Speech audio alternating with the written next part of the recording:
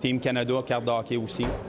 Après ça, tu as du Yu-Gi-Oh!, qui est un compétiteur de Pokémon puis de Magic. Fait que c'est un jeu de cartes. Stéphane Tétrault a racheté le printemps dernier la division canadienne de GameStop et lui a redonné le nom EB Games.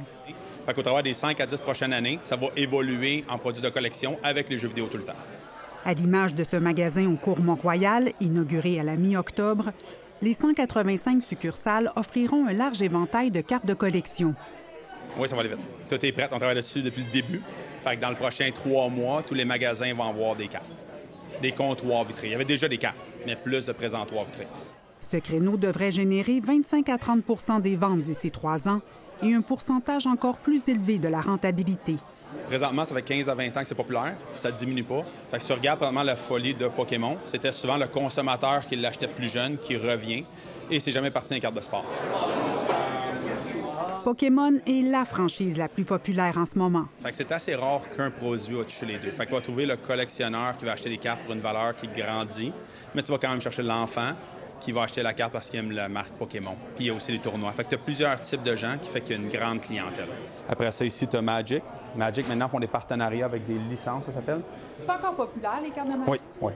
Oui, à cause ça fait tellement que c'est longtemps que c'est là. Fait que l'avantage qu'ils ont, c'est que les gens qui collectionnent, mais il y a beaucoup de gens qui jouent au jeu.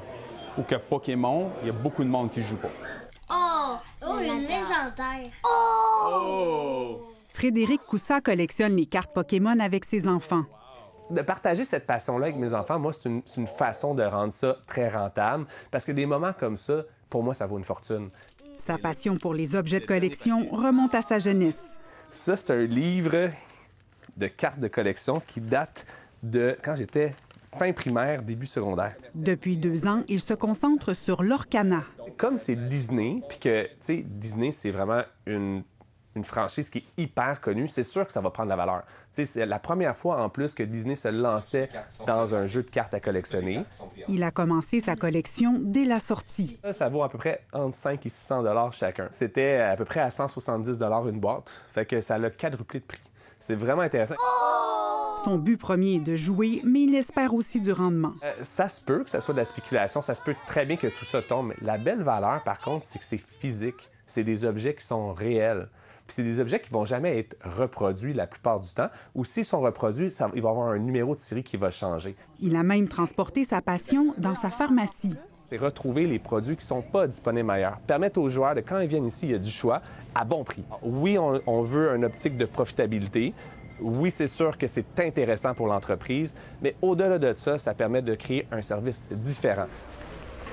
Dans la dizaine de magasins imaginaires, les cartes de collection représentent 40 des ventes et des profits. Le monde de la collection, j'ai envie de dire que ça a doublé durant le COVID. Là. Ça s'est maintenu après pour ce qui est de Magic et des cartes de sport.